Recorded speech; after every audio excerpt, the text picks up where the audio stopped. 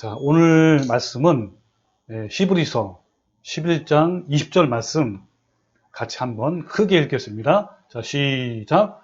믿음으로 이삭은 장차 있을 일에 대하여 야곱과 에서에게 축복하였으며, 다시 시작. 믿음으로 이삭은 장차 있을 일에 대하여 야곱과 에서에게 축복하였으며. 자, 오늘 말씀은 주제 말씀이 좀 17번째 말씀인데요. 심히 크게 떠는 전율을 경험하다 라는 말씀으로 오늘 같이 함께 알아보겠습니다. 자, 히브리서 11장의 이 믿음의 사람들은요, 이 땅에서 나그네로서 천국인의 길을 가는 자들이고 믿음으로 좁은 길을 가는 사람들이에요. 그들은 오직 믿음으로 최고의 결과물과 열매를 낸 사람들입니다. 그들은 하나님이 우리에게 주신 푯대를 향하여 달려가는 경주자이고, 또 각기 다른 환경 속에서 최선을 다해서 경주를 한 사람들입니다. 그래서 히브리서 11장에 믿음의 선진들을 다 모두 소개한 후에 12장에서 결론적으로 다음과 같이 말씀하고 있어요. 자, 1절에 어떤 말씀이냐면, 이러므로 우리에게 구름같이 둘러싼 허다한 증인들이 있으니 모든 무거운 것과 얽매이기 쉬운 죄를 벗어버리고 인내로서 우리 앞에 당한 경주를 하라 라고 말씀하고 있는 거예요. 이 말씀이 무슨 말이죠? 이와 같이 우리에게 구름같이 둘러싼 수많은 믿음의 선배들은 한결같이 믿음의 치열한 경주를 했다. 그러니 너희들도 그 믿음의 선배들처럼 각자의 상황 속에서 인내를 가지고 경주를 하라. 그리고 모든 무거운 것과 얽매이게 하는 모든 죄를 끊어버리고 저 푯대를 향해서 달려가라 라는 말씀이에요. 자, 이와 같이 믿음의 사람들은 하나같이 즉 영생을 얻기 위해서 치열하게 달려하는 경주자들이었어요. 그래서 우리도 이제 믿음의 선배들처럼 또 믿음의 선진들이 달려온 그 바톤을 우리한테 이어받았습니다. 그래서 우리도 믿음의 경제를 현재 달리고 있는 중입니다. 그런데 자, 오늘 본문 말씀의 주인공이 누구죠? 금방 읽었잖아요. 이삭이죠. 자, 이삭의 삶을 보면 경주자의 흔적을 찾아보기가 힘들어요. 왜냐하면 그는 너무나 평탄한 삶을 살았기 때문에 그런 거야. 아버지 아브라함처럼 개척자도 아니고, 또 그 아들 야곱처럼 험난한 인생을 산 것도 아닌 거예요. 야곱은 뭐라고 소개했죠? 바로왕 앞에서 자기를 소개할 때 뭐라고 합니까? 내 나그네의 길이 세월이 130년이다. 험악한 세월을 보냈다라고 소개할 정도로 야곱은 그 살아온 길을 보면요, 정말 매우 험악한 세월을 보냈는데 그렇게 믿음의 경주를 끝까지 이어나간 선지이란 말이에요. 자, 어떤 사람의 성품을 보면 대충 그 사람이 어떤 인생을 살았는지 우리는 알 수가 있어요. 예를 들면 격한 인생을 살아간 사람일수록 그 사람들의 성품에는 좀 모난 성격이 많이 있습니다. 그의 손자 요셉도 마찬가지였어요. 요셉은 삶 속에서 형제들의 배신과 살해 위협과 억울한 노예 생활과 그리고 누명과 옥살이 등등, 요셉도요 정말 험악한 삶을 살아왔는데 역시 치열한 믿음의 경주자였어요. 그런데 이삭은 어려서부터 다른 믿음의 조상들에 비하면 정말 평온한 환경에서 평범하게 살아온 거예요. 그래서 그랬는지 모르지만 이삭은 가장 오래 산 사람이었어요. 예를 들면 아브라함은 175세까지, 그리고 이삭은 180세, 야곱은 147세고 요셉은 110세. 이삭이 출생할 그때는요, 개척자 아브라함 아버지 아브라함이죠, 산전수전을 겪고 가나안 땅에 성공적으로 정착한 후였어요. 그는 아무 문제가 없는 상황에서 태어나고 성장했습니다. 게다가 100세에 얻은 아들이니 얼마나 귀하게 대접을 받으면서 성장했을까요? 예, 그럼에도 불구하고 그는 고집이 세거나 무례하거나 막무가내가 아니었어요. 보통 혼자 독자라면 귀엽게 자라가지고 막 무례하잖아요. 그렇지 않단 말이에요. 제대로 자녀 교육을 받은 것처럼 매우 온순하고 겸손했습니다. 자, 이런 삶을 살아온 이삭이 히브리서 11장에 기록이 될 정도로 어느 부분에서 어떻게 믿음의 선진들의 반열에 들어갔을까요? 이삭의 삶을 보면 믿음의 사람으로 여길 수 있는 만한 사건이 성경에서 몇 번 나와요. 첫 번째 사건이 바로 모리아산에서의 번제 사건이에요. 아브라함은 그때 당시에 몇 세죠? 노인이었잖아, 120세. 그리고 이삭의 나이는 한 20세 정도였단 말이에요. 120세면 나이 들어서 쉼이 없을 그런 나이 아브라함이었고, 또 20세 전후의 청년 이삭은 자신에게 향하는 아브라함의 번제를 얼마든지 저지할 수 있는 힘을 가진 상태였어요. 그런 이삭을 모리아산에서 번제물로 바치기 위해서 어떻게 했죠? 일단 뒤로 묶어야 돼요. 그리고 뉘어야죠. 그리고 칼로 찌르잖아요. 그죠? 자, 그런 순간에도 이삭은 별다른 저항 없었던 것을 보면 이삭의 성품이 얼마나 온유했고 순종적이었는지를 알 수 있는 장면이에요. 자, 그 장면을 정말 유명한 두 명의 화가가 이렇게 표현했습니다.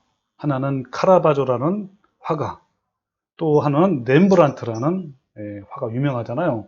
여기 보면요, 오른손에는 칼을 들었죠. 그리고 또 왼손에는 어떻게 했습니까? 얼굴을 이렇게 목을 누르거나 얼굴을 누르거나 하면서 바로 찌르려고 하는 순간에 이제 천사가 말리는 그 장면이 나옵니다. 이 정도로 험악한 상황이었어요. 여러분 실제로 보면. 네. 그런데 히브리서 11장에서 이삭에 대한 믿음을 소개할 때 모리아 산에서 번제를 드리는 사건으로 믿음으로 라고 이렇게 소개를 하지 않았단 말이에요. 왜 그랬을까요? 이 청년 이삭은 자신이 번제물인 것을 알면서도 이제 칼로 죽어야 하는 절체절명의 순간에 저항하지 않고 이렇게 어떻게 순종할 수 있었을까요? 그 이유를 몇 가지 생각해 볼 수 있습니다. 자, 이삭은요, 어려서부터 좋은 환경에서 성장했고, 또한 부모 교육의 영향으로 부드럽고 온유한 성품이 있었을 거예요. 오늘날에도 보면 특히 모태신앙으로 성장한 자녀들 중에 이삭과 같이 막 우유부단하면서도 성격이 부드러운 경우가 많으니 볼 수 있어요. 제 아들도 이들 중에 한 명처럼 이런 성향이었습니다. 그러니까 부모의 말을 잘 순종하는 아이로 성장한 거예요. 자, 이런 아이들의 특징은 속에 있는 나쁜 감정을 잘 표출하지 않고 자신의 의지로 잘 참아내는 성격을 가지고 있는 경우가 대부분이에요. 특히 부모님께 실망시키지 않고 인정을 받기 위해서 자신의 감정을 억누르는 좋은 모습만 보여주는 경향도 있습니다. 근데 보통 이 심리학에서 보면 이런 아이들이 만약에 제대로 부모님의 사랑과 인정을 받지 못하면요, 그것이 큰 상처가 되어서 많은 문제를 일으킨다고 해요. 자, 이삭의 경우는 어떤 상황인지 모르지만 중요한 것은 어려서부터 모난하지 않는 성품을 가졌다고 해서 중요한 것은 뭐예요? 그 안에 인간 본성에서 나오는 육신의 정욕과 탐심이 있을까요? 없을까요? 네, 당연히 있죠. 없다고 하는 것은 전혀 아닌 겁니다. 여러분, 이런 성격일지라도 본인의 한계를 넘을 때 자신 안에 있는 육신의 정욕과 탐심이 터져 나오게 되어 있어 없어요? 되어 있단 말이에요. 자, 이삭이 이 번제물로 바쳐지는 순간이 아니라면, 그죠? 어디에서 어떻게 믿음의 사람이 되었는지, 자, 그 삶을 한번 더 성경을 더 뒤로 가봅시다. 자, 여기 보면요, 창세기 24장 63절에 이삭의 어떤 성품을 알 수 있는 단서가 있습니다. 자, 여기 보면 이 상황이 뭐냐면 이제 엘리에셀이라는 종이 저 멀리 고향, 아브라함의 고향에서 거기 가가지고 자기 신분감을 데려오고 있는 중이에요. 그때 날이 저물어서 이삭이 이 묵상하러 들에 나갔다가 눈을 들어보니 그랬죠? 예, 여기서 뭘 알 수 있는 것이죠? 이삭의 삶이 어떤 삶이었습니까? 조용하게 묵상하고 그리고 기도하는 이런 예, 소유의 그 품성을 갖췄단 말이에요. 자, 눈을 들어보니 낙타들이 오는 것이 보였습니다. 리브가가 고개를 들어 이삭을 보고 낙타에서 내려 아브라함의 종에게 물었습니다. 들에서 우리를 맞이하러 오고 있는 저 사람은 누구입니까? 그 종이 말했습니다. 제 주인입니다. 그러자 리브가가 베일로 얼굴을 가렸습니다. 네, 자, 이 정도로 지금 이삭의 어떤 그 성격을 볼 수 있고요.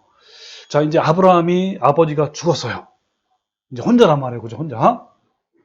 자, 그때 이제 창세기 20장 6절에 이런 말씀이 있습니다.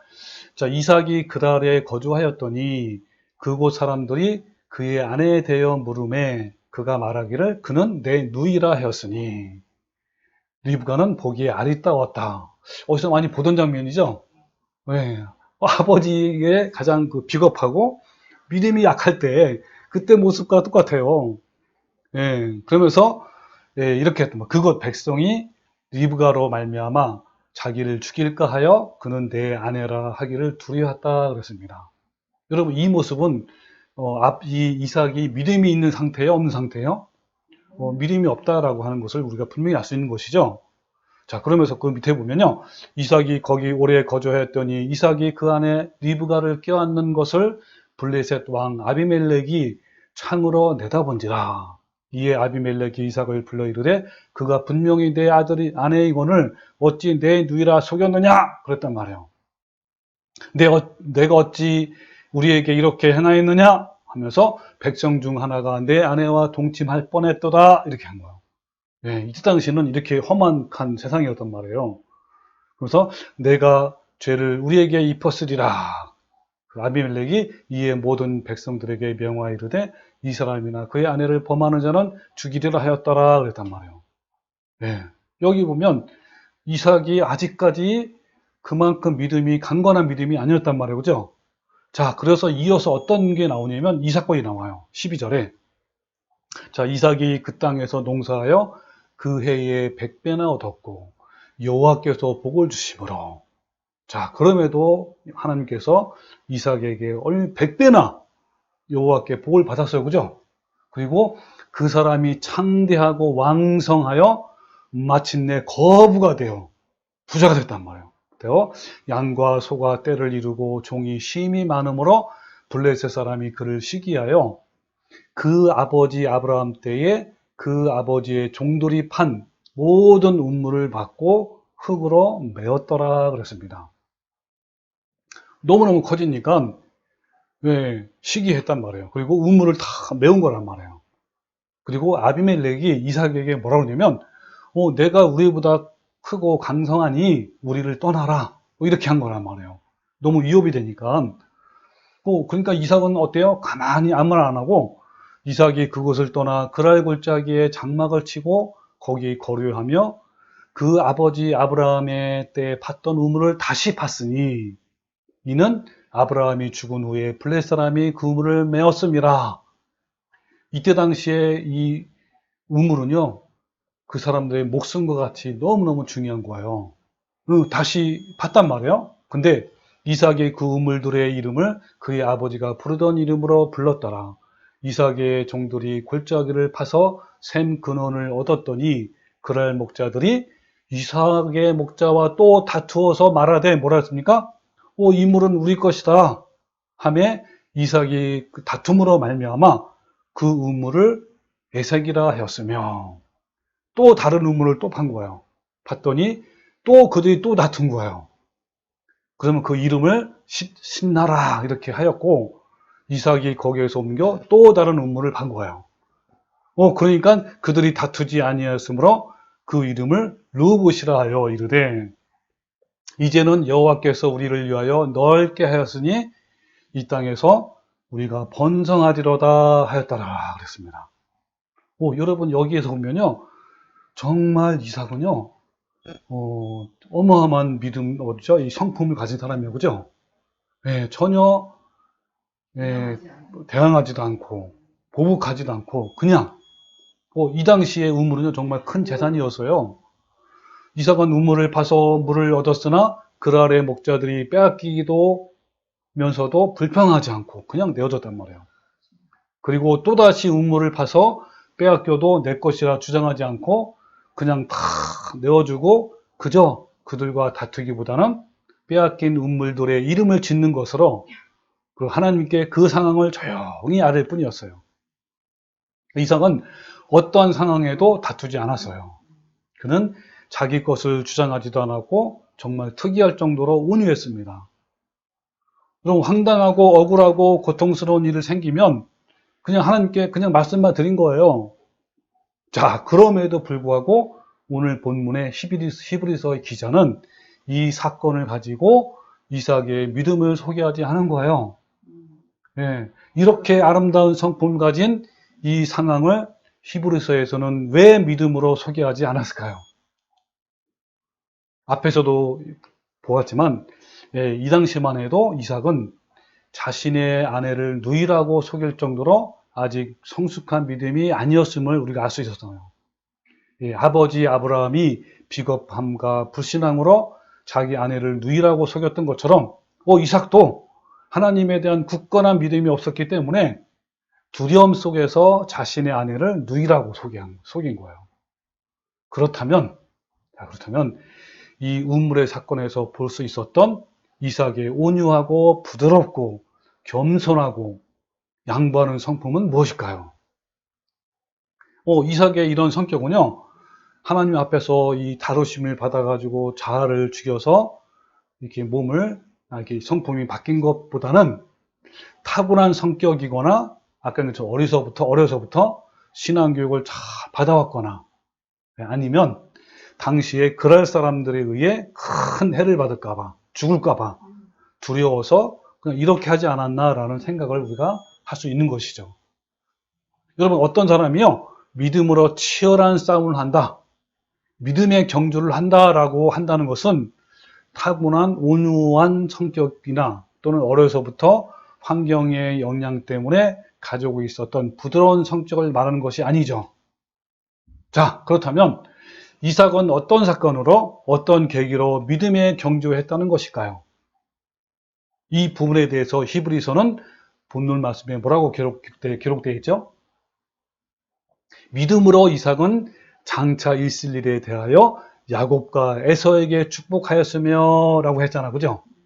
여기 보면 이삭이 진짜 믿음은 야곱과 에서를 축복할 때 생겼다라고 말씀하는 거예요. 자, 그러면 이삭이 어떻게 믿음으로 치열하게 싸웠는지 자, 성경을 더 한번 추적하여 봅시다. 여러분 지난주에 설교에서 우리가 살펴본 것처럼 사라도 마찬가지예요. 자, 사라는 창세기 19장에 소돔과 고모라의 멸망의 사건이 있었죠. 또 창세기 20장에서는 아비멜렉의 사건을 통해서 어떻게 했죠? 아브라함과 사라가 믿음의 사람으로 성장되었잖아요. 자, 마찬가지로 이삭도요, 어떤 시점이 있었어요. 바로 그 시점에 히브리서는 뭐라고 그랬죠? 그렇죠. 야곱과 에서를 축복할 때, 그때라고 말씀하는 거예요. 그때 야곱과 에서를 축복할 때 구체적으로 무슨 일이 있었을까요?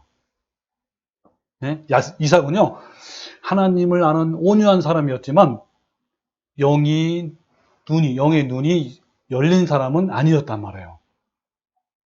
그 말씀이 성경에 나와 있어요. 그게 무슨 말이냐면 오늘날 모태 신앙이라고 하면서 비교적 온순한 성격을 가진 교인들과 비슷하단 말이에요.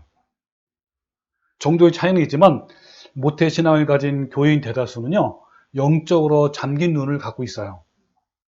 하나님께서 요구하시는 진리가 무엇인지 모르니까 그저 교회에서 시키는 대로 교회 생활을 열심히 하는 자들이 바로 모태 신앙이에요.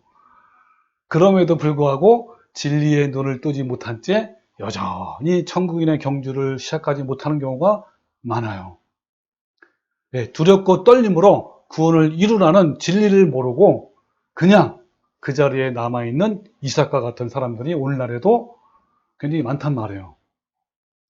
자, 이삭은요, 늙을 때까지 영적으로 눈이 어두웠어요. 자, 그거를 뭐라고 표현하냐면, 창세기 10장 1절에 이삭이 나이가 많아 눈이 어두워 잘 보이지 아니었더니 라는 말씀이 있어요. 그게 무슨 말이냐고요?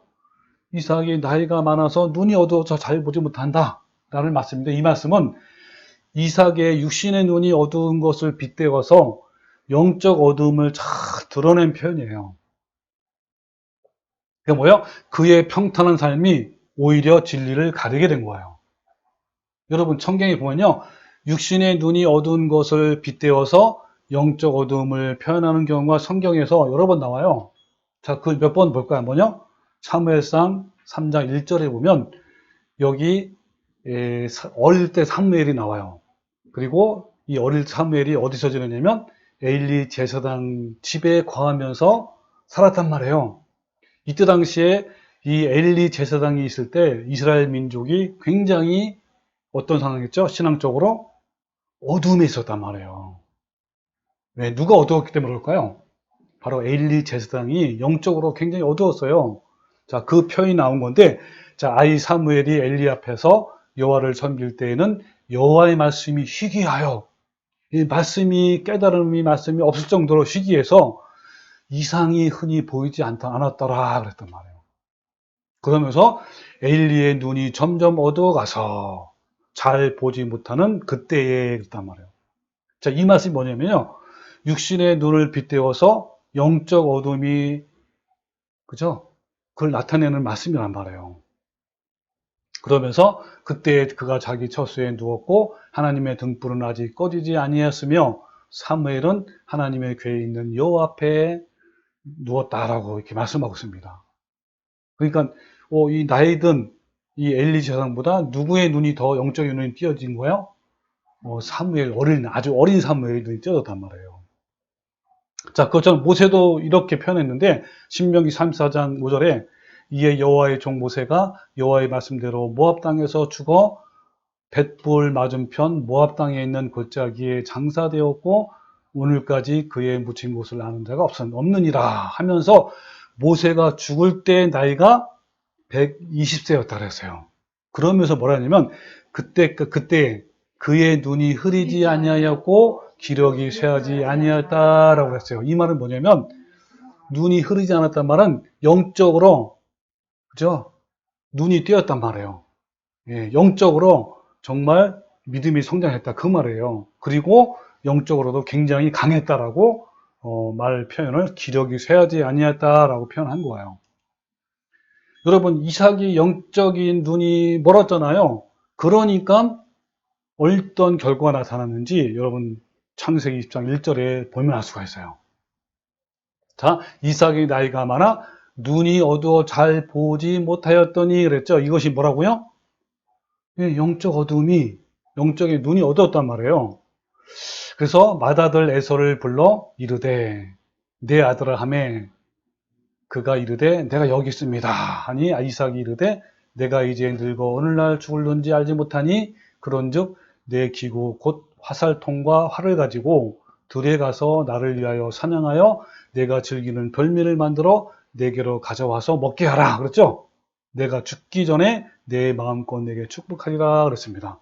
그러니까 이삭은요 누구를 좋아했습니까? 두 형제 중에, 두 아들 중에 장남 이 에서를 좋아한 거예요. 에서가 어때요? 사냥도 좋아하고 부리부리하고 건장하고 하면서 사냥을 잘해가지고 맛있는 음식을 항상 주시니까 그래서 이 이삭은 누구한테 축복을 주려고 한 거예요? 에서에게 빨리 음식을 받아와라. 사냥해가지고 내가 마음껏 축복하겠다. 근데 여러분 이것은요 여기 나온 것처럼요 하나님께 정면으로 그죠? 반하는 그런 말씀 아닙니까? 이것은요, 이 축복은 너무너무 중요한 축복. 장자의 축복은요, 그때 당시에 유산으로 된 축복도 말하지만 영적으로도요, 정말 너무너무 귀한 축복이란 말이에요. 하나님의 귀한 귀한 유산이란 말이에요. 근데 이삭은 영적 어둠으로 인해서 장자 에서에게 축복을 주려고 했던 거란 말이에요. 이런 이삭의 태도는 영적 어둠으로 인해서 하나님의 말씀에 정면으로 도전하는 매우 큰 불신앙인 거예요. 자, 여기 보면요. 그 내용이 나와요. 창세기 20장 22절에 그 아들들이 그의 태 속에서 서로 싸우느니라. 이 두 아들은 태 속에서부터 막 서로 싸우는 거예요. 누가 내가 장자하겠다 하면서 싸운단 말이에요. 그러니까 너무너무 이상하니까 이거를 가지고 어떻게 할까 하면서 여호와께 물어봤어요. 그랬더니 여호와께서 그 명답을 주시는 거죠. 자, 뭐라고 하셨냐면 이러시되 두 국민이 내 태중에 있구나 그랬어요. 두 명의 아들이 있는데 두 명이 전부 다 큰 나라를 이끌 거란 말이에요. 하나는 모압 족속이고요. 하나는 이스라엘 민족이에요. 자, 싸운단 말이에요. 그리고 두 민족이 내 복중에서 나누이더라. 이 족속이 저 족속보다 강하겠고 큰 자가 어린 자를 섬기리라. 자, 누가 누굴 섬긴다고요? 그렇죠. 예, 큰 자가 누굽니까? 에서란 말이에요. 에서가 누굴 섬기는 거예요? 야곱을 섬긴단 말이에요. 분명히 여기는 이렇게 말씀하고 있어요. 자, 그럼에도 불구하고 이삭은 눈이 멀은 거야, 이 눈이. 영적인 눈으로. 온전히 육신의 몸으로 누구를 주려고 했던 거예요? 에서한테. 예. 그러니까 하나님께서는 이미 리브가의 태 속에서 아이가 있을 때부터 큰 자가 어린 자를 섬길 것이라고 말씀하셨어요. 그러나 이삭은 이 하나님의 약속을 믿음으로 받아들이지 않고 소홀히 했단 말이에요. 그 아이들이 성장하면서 이삭은 하나님의 약속의 말씀을 잊어버리고 육신의 생각으로 자신이 좋아하는 장자 에서에게 장자의 축복권을 주려고 했던 거예요. 이삭은요, 하나님의 일을 생각하지 않고 육신의 생각으로 자신의 뜻을 이루려고 했던 것입니다. 이것을 한 문장으로 표현하면 아까 그 말씀이 눈이 멀었다, 어두웠다 그러잖아요. 이렇게 표현한 거예요. 자, 이 말씀대로 이삭은 육신의 소경인 동시에 영적인 소경이었어요. 영을 따르는 자가 아니라 육신의 생각을 하고 육신을 따르는 자였단 말이에요. 자, 그래서 그 말씀을 로마서 8장 5절에 뭐라고 표현했냐면 이런 말씀이 있어요. 육신을 따르는 자는 육신의 일을, 영을 따르는 자는 영의 일을 생각하나니 육신의 생각은 사망이요 영의 생각은 생명과 편안이다. 그 밑에부터 같이 시작. 육신의 생각은 하나님과 원수가 되나니 이는 하나님의 법에 굴복하지 아니할 뿐만 아니라 할 수도 없습니다. 육신에 있는 자들은 하나님을 기쁘시게 할 수 없느니라. 그러므로 형제들아 우리가 빚진 자로되 육신에게 져서 육신대로 살 것이 아니니라. 너희가 육신대로 살면 반드시 죽을 것이로되 영으로서 몸의 행실을 죽이면 살리니. 예. 자, 이 말씀처럼 이삭이 이랬단 말이에요. 자, 이 정도로 이삭은 영적으로 눈이 멀어서 육신에 속해 있었어요. 근데요, 참 희한한 게 당시에 아버지 이삭뿐만 아니라 그의 자녀들, 그 다음에 에서, 야곱, 그의 아내 르브가까지 모두 육신에 속한 자들이고 영적으로 우둔한 자였어요. 가족 전체가 총체적으로 불신앙에 빠진 거예요. 가정의 중심 역할을 하는 아버지가 영적으로 어두우니까 가족 전체가 영적으로 둔한 자들이 다 된 거예요. 더구나 이 가족은 아브라함으로부터 내려오는 믿음의 가문으로서 앞으로 그 후손이 창대하게 될 것인데 그만 두 번째 대에서 영적인 어둠으로 그 믿음의 후손이 끊어질 위기에 있는 거예요. 자, 가족 전체가 얼마나 영적으로 어두운 가운데 있는지 같이 한번 알아봅시다. 자, 한번 에서를 볼까요? 창세기 25장 32절에 보면 에서가 이르되 내가 죽게 되었으니 이게 뭐냐면 에서가 사냥으로 갔다 와서 너무 배고픈 거예요. 그리고 마침 또 야곱이 이제 음식을 한다는 말이에요. 그래가지고 너무너무 배고프니까 뭐라 하냐면 내가 죽게 되었으니 이 장자의 명분을 내게 무엇이 유익하느냐? 야곱이 이르되 오늘 내가 맹세하라. 에서가 맹세하고 장자의 명분을 야곱에게 어떻게 했다고요? 팔았어요. 여러분 이 장자의 명분이 얼마나 귀한 건지 여러분 아십니까? 이때 당시에? 예, 여러분 그 모든 유산뿐만 아니라 영적인 유산까지 그대로 내려오는 어디까지입니까? 예수 그리스도까지 내려오는 그 얼마나 귀한 영적인 유산 아닙니까? 이거를 그냥 팔아버린 거예요.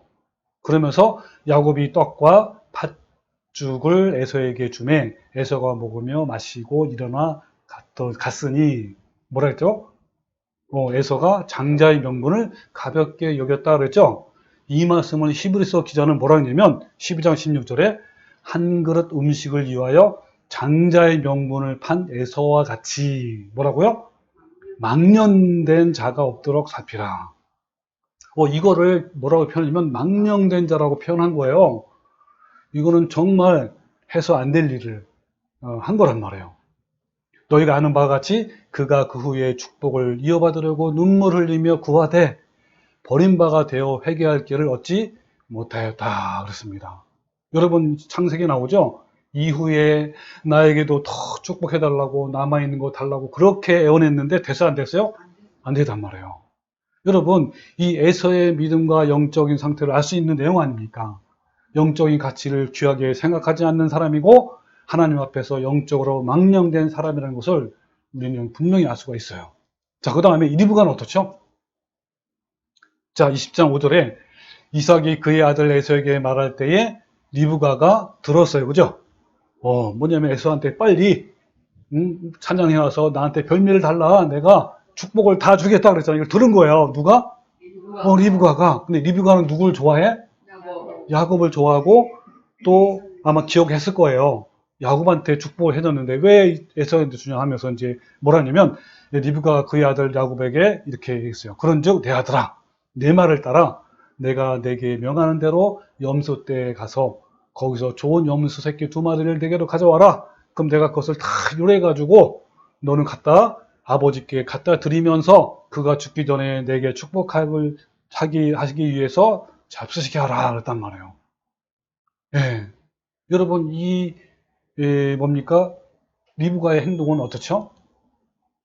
여러분 얼핏 보면요 하나님의 말씀에 순종하는 것처럼 보이지만 목적을 이루기 위해서 거짓말과 거짓 행위를 하는 것은요 하나님을 불순종하는 것이고 하나님께 합당하지 않는 거예요. 하나님은 약속의 말씀을 이루실 때 주도적으로 자신의 방법으로 역사하시는 분이 바로 하나님이셔요. 근데 사람을 속아가면서 하나님의 뜻을 이루자는 것은 하나님께서 원하시는 방법도 아닌 거예요.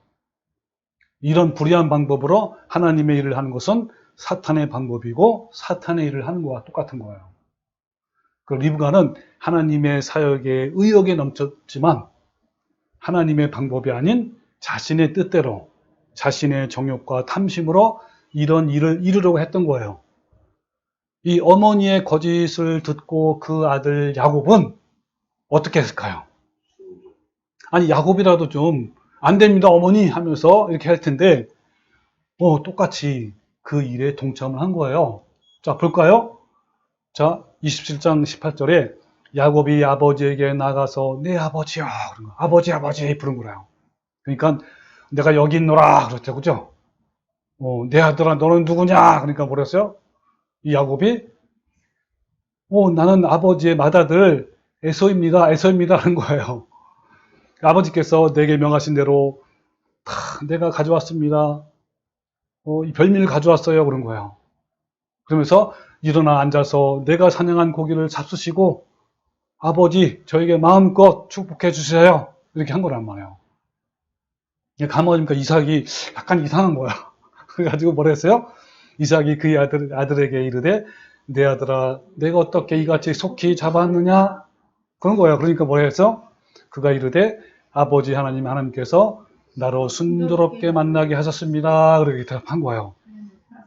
이삭이 야곱에게 이르되 내 아들아 가까이 오라. 내가 과연 내 아들 에서인지 아닌지 내가 너를 만져보고 한번 확인해 보겠다. 아무래도 이상한 거야. 너무 빨리 잡아온 거야. 그래가지고 또 이번에는 내가 만져보고 확인하겠다 그런 거예요. 그리고 야곱이 그 아버지 이삭에게 가까이 가니 이삭이 만지면서 뭐라 그랬죠? 음성은 야곱의 음성이나 손은 에서의 손이더다. 얼마나 어두웠으면 눈이, 그지? 영적으로도. 예. 이때 당시에, 뭘로 만지게 했죠? 왜냐면 야곱의 손은 빤빤해요. 털이 없어요. 예, 염소의 털 가지고 이렇게 만지게 했다는 말이에요. 예, 여러분 잘 생각해보세요. 이렇게 한 거예요. 예. 그러면서 그의 손이 형 에서의 손과 같이 털이 있으므로 분별하지 못하고 축복하였더라. 이삭이 이르되 내가 참대 아들 에서냐? 또 물어본 거예요. 그랬더니 뭐라 그랬어요? 예, 에서입니다. 그런 거예요. 여러분 이 사건을 한번 생각 좀 해보세요. 이 광경을. 이 장면에서 야곱의 교활함과 가증스러움이 그대로 나타나는 겁니다. 아니 어떻게 이 정도로 뻔뻔할 수가 있을까요? 여러분 야곱은요 히브리어로 뭐냐면 야코브예요. 야코브.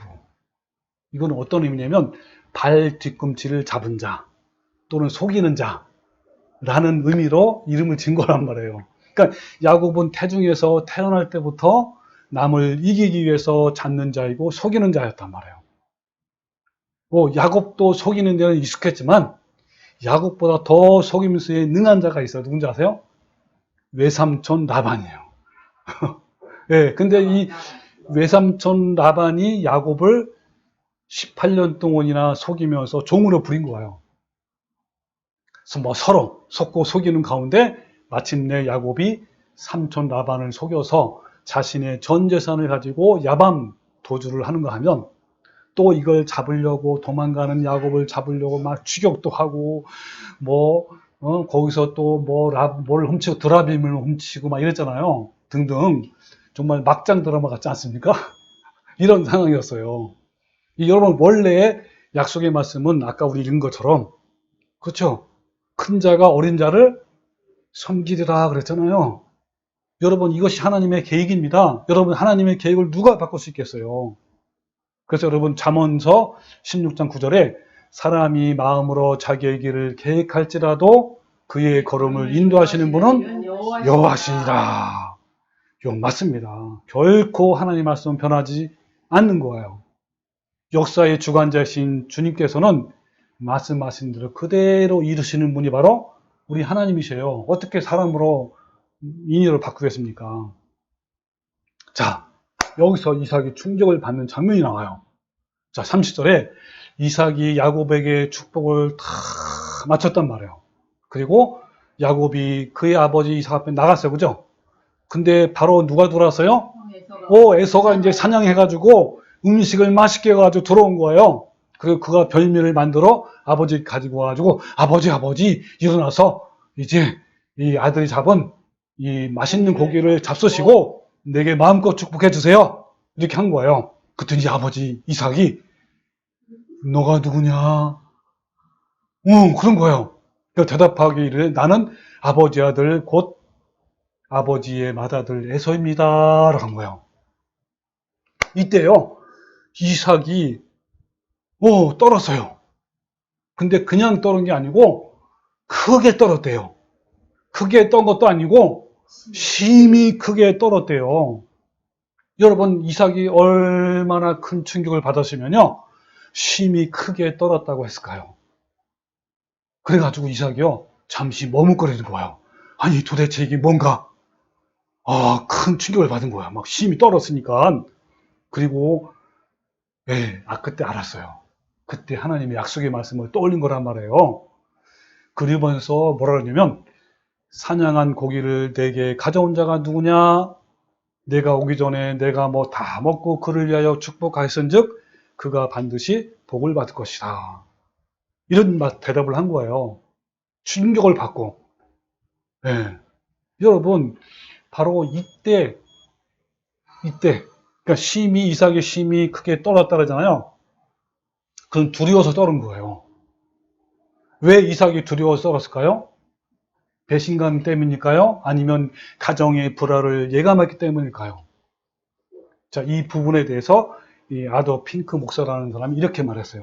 이때가 이삭의 육신의 자아가 깨지고 하나님의 뜻을 깨닫는 충격적인 각성의 순간이었다라고 말하는 거예요. 이런 거죠. 하나님이 이런 방법으로라도 하나님의 뜻이 이루어지는구나. 이렇게 야곱에게 장자권이 넘어가는구나. 와, 하나님 하면서 충격을 받은 거예요. 자신은 분명 에서라고 믿고 축복을 했는데 그게 야곱이라니 하면서 충격을 받은 거죠. 자식에게 속았다는 분노도 있었지만 하나님의 일하심에 전율을 일으킬 정도로 놀랐던 거예요. 하나님의 뜻을 어기고 자신이 좋아하는 에서에게 복을 빌어주려고 했던 그런 거였는데 결국은 야곱에게 가는 것을 보고 그때서야 하나님의 뜻을 깨닫는 이삭은요. 생각해 보세요. 얼마나 하나님이 두려웠을 거예요. 영적도 어두운 것이고. 자, 이렇게 하나님의 엄중한 말씀이 이루어진 것을 통해서 탈만했던 이삭의 영이 깨어나는 결정적인 순간이었어요. 그는 이 순간이 영의 눈이 열어진 거예요. 이때부터 천국인으로서 이삭의 믿음의 치열한 경주가 이때부터 시작된 거예요. 그 후에 에서의 남은 이 에서가 어때요? 남은 복이라도 달라고 막 애청하잖아요. 그럼에도 불구하고 절대로 해주지 않았어요. 왜요? 이 확실히 깨달았거든. 눈이 열렸단 말이에요. 이때부터 이삭은 하나님의 약속대로, 하나님의 뜻대로, 명령대로, 제대로 야곱과 에서에게 축복해요. 이 말씀이 이제 창세기의 말씀이 나와요. 그거 한번 볼까요? 잠깐. 자, 여기 보면요. 에서에게는 뭐라고 그랬죠? 이제 제대로 축복한 거예요. 기도한 거란 말이에요. 에서에게는 그 아버지 이삭이 그에게 대답하여 이르되 내 주소는 땅의 기름짐에서 멀고 내리는 하늘 이슬에서 멀 것이며 너는 칼을 믿고 생활하겠고 또 뭐라고 그랬어요?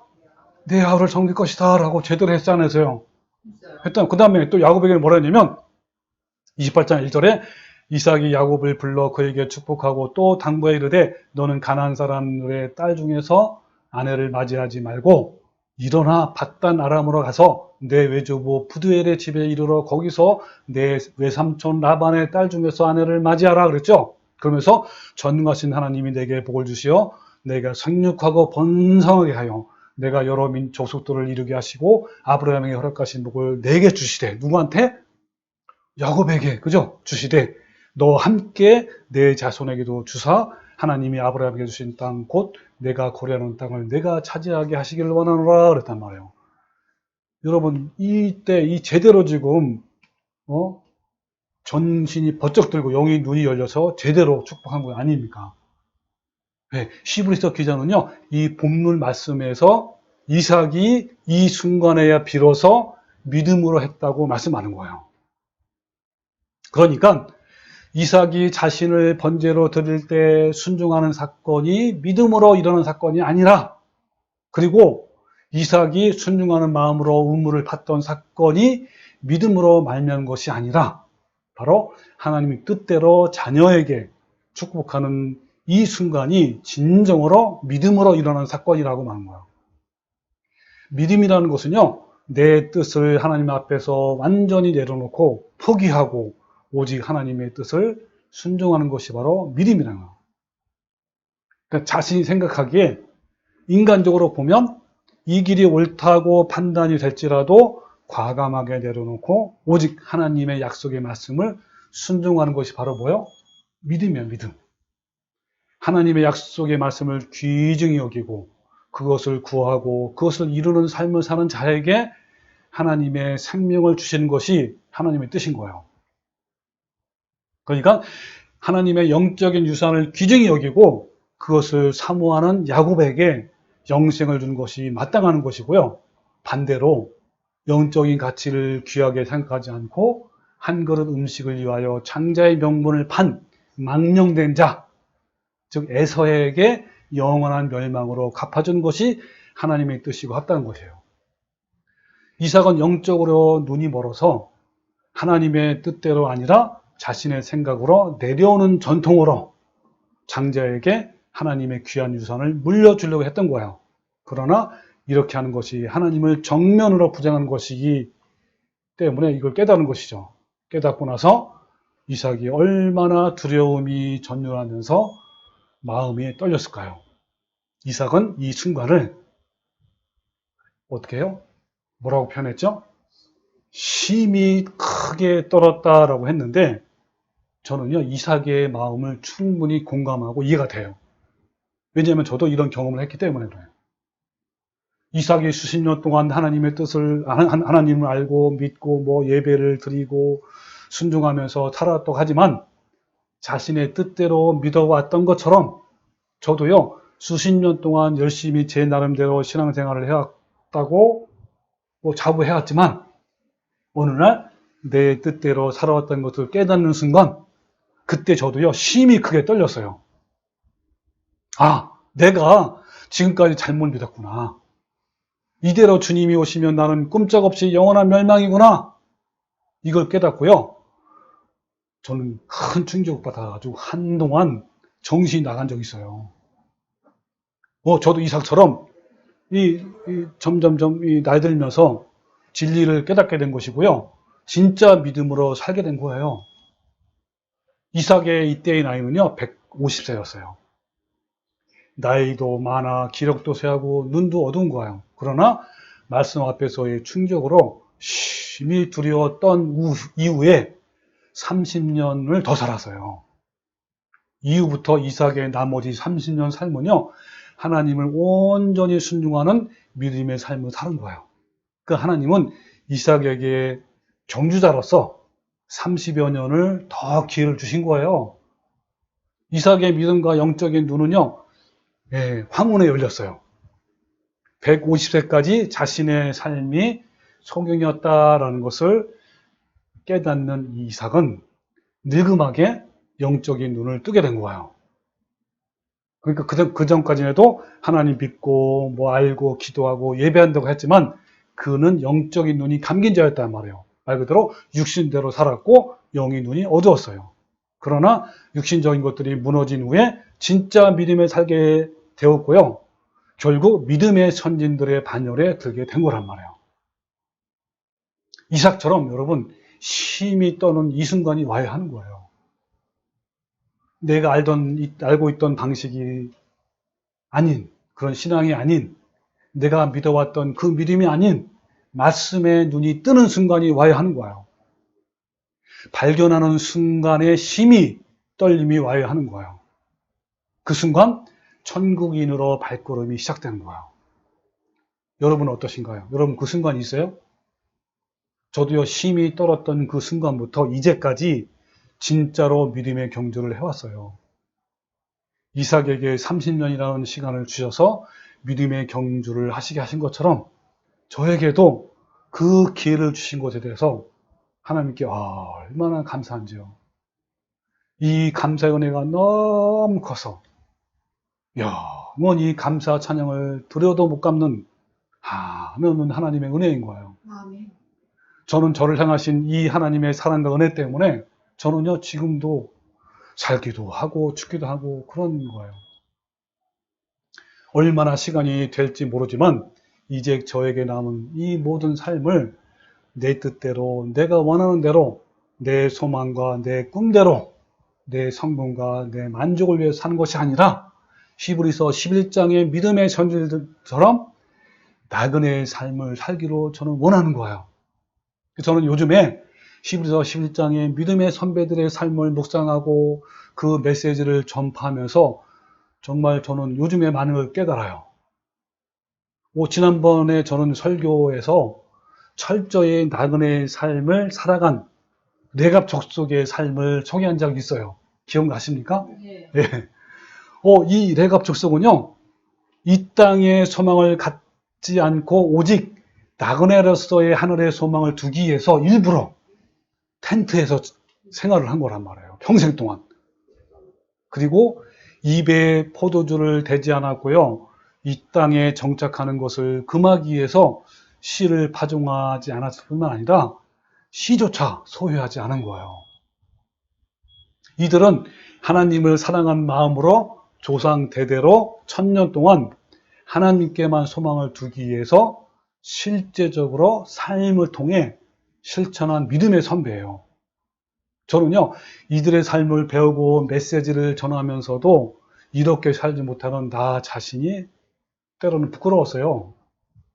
나그네의 삶은요, 이 땅에 마음을 두지 않기 때문에 항상 낯설은 곳이 되어야 하고 외롭고 황량하기도 하고 고달픈 생활이에요. 현재 이 땅에 살면서 편안하고 살기 좋아서 천년만년 이렇게 머물면서 살기를 원한다면 그것은 나그네의 정체성이 없다라는 증거예요.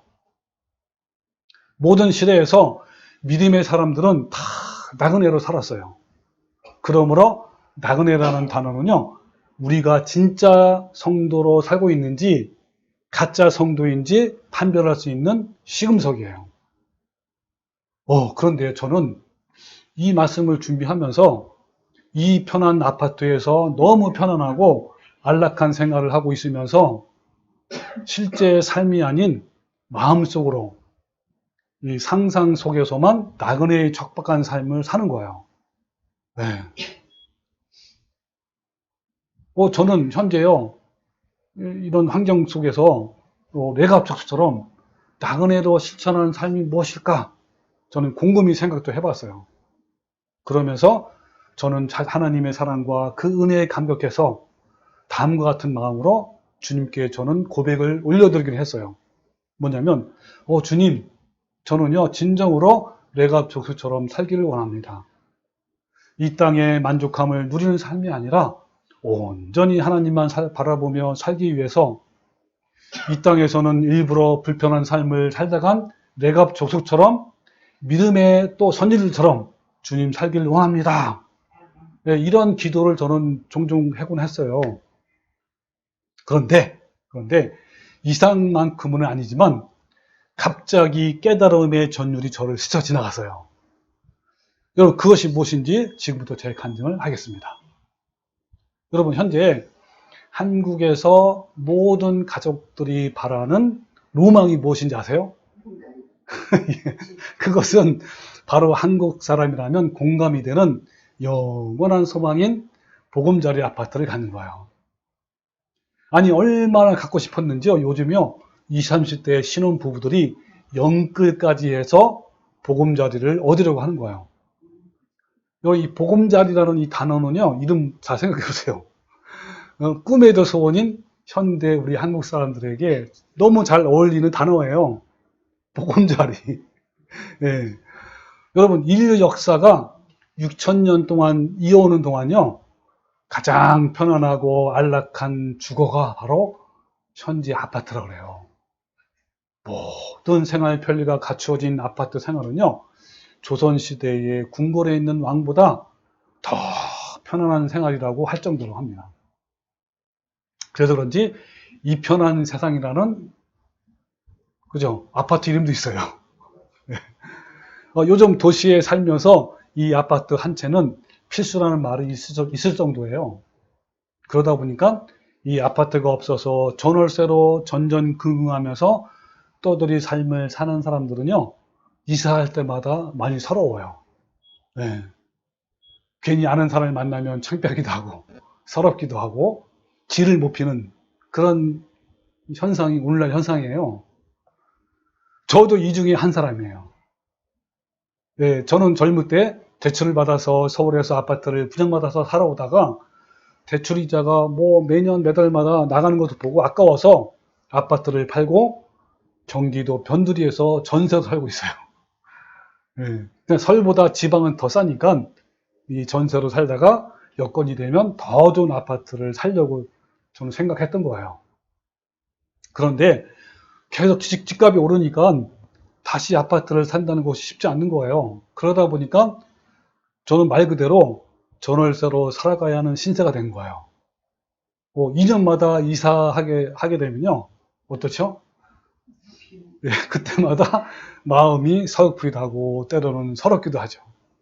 네, 말 그대로 집 없는 서러움이 바로 이것이구나 라는 것을 저는 철저히 경험을 한 거예요.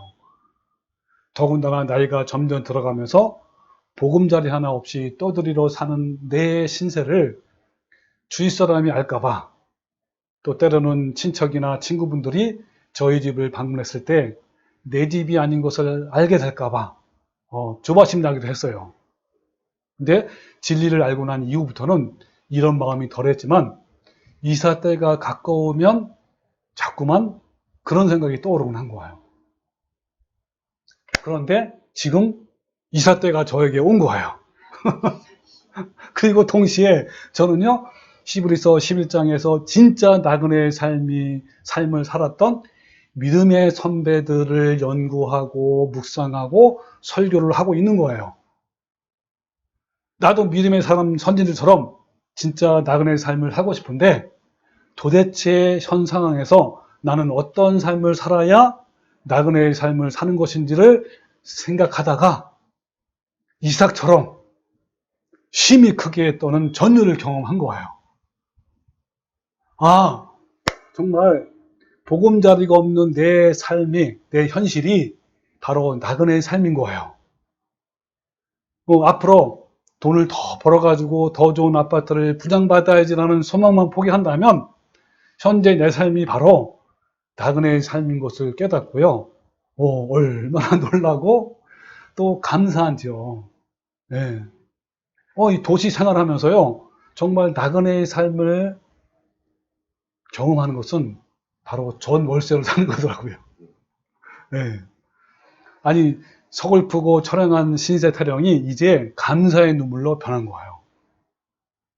내가 만약에요, 편안하고 안락한 보금자리를 얻었다면 그 보금자리를 포기한 것이 어려워서 마지막 환난 때 하나님을 배신하고 안락한 삶을 선택할 확률이 높아요.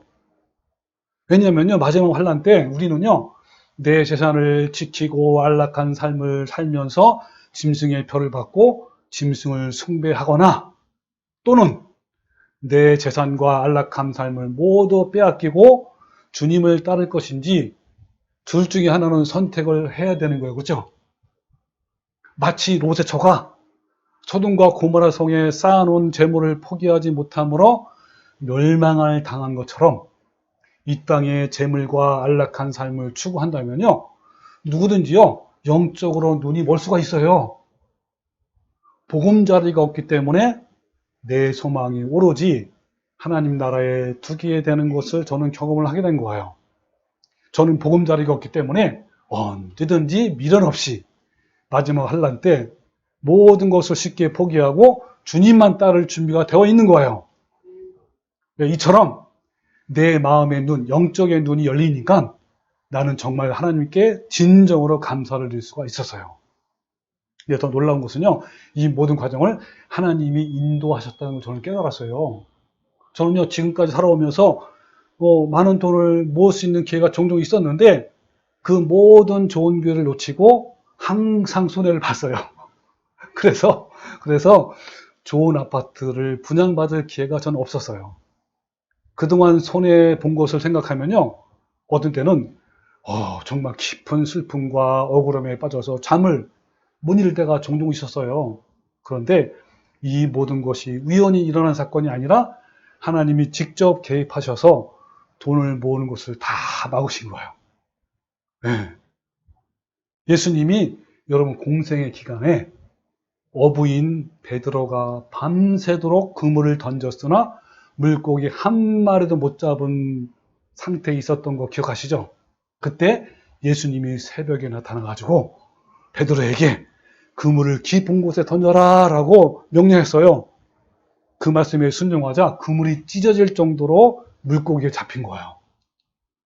그때요, 이삭처럼 베드로도 심히 떨리는 마음으로 예수님께 무릎을 꿇고 주님, 저는 죄인입니다. 나를 떠나소서 라고 고백하면서 예수님의 제자로 돌아오는 계기가 된 거예요. 여러분, 베드로가 예수님께 돌아오게 하기 위해서 베드로가 자신의 정체성을 깨닫고 주님의 제자가 될 수 있도록 하나님은요, 밤새도록 베드로에게 개입하셔가지고 물고기를 한 마리도 못 잡게 허탕치게 만든 거야, 일부러. 네, 그래가지고 깊은 시름을 한 거란 말이에요. 여러분, 베드로처럼요, 저도요, 하나님이 나에게도 나그네의 삶을 살 수 있도록 하나님이 내 인생에 개입하셔서 나를 빈털터리로 만드셨구나, 이런 걸 깨닫는 순간에요, 저는 큰 전율을 느낀 거예요. 이제는요, 감사함으로 나그네의 삶을 사게 된 거예요. 할렐루야. 네. 여러분, 나그네의 삶은 그냥 말로 상상으로 이루어진 것이 아니라 실제적 삶에서 이루어져야 하는 거예요. 내가 족속이 일부러 텐트 생활을 하고 재산을 소유하지 않았고 세상의 즐거움을 추구하지 않은 것처럼 우리도 실제로 그래야만 되는 거예요. 나그네의 삶은요, 불편하고 때로는 고통이고 서러움이기 때문에 이 땅에 소망을 두는 것이 아니라 저 하늘에 있는 소망을, 도성을 바라보는 거예요. 여러분은 어떠신가요? 여러분의 삶에서 어떤 불편이나 고통이 있다면 그것은요, 하나님이 여러분을 특별히 사랑하셔서 이 땅에 소망을 두지 않고 본향인 천국을 사모하는 나그네로 살기 위해서 직접 하나님이 개입하신 거예요. 그러므로 하나님께 감사함으로 나가십시오. 진정한 나그네의 삶을 살 수 있는 기회로 삼으십시오. 여러분, 우리 모두 진정한 나그네의 삶을 살 수 있도록 나의 삶에 개입하신 하나님께 감사하고 믿음으로 승리하는 성도가 되시기를 주님의 이름으로 축원합니다. 아멘.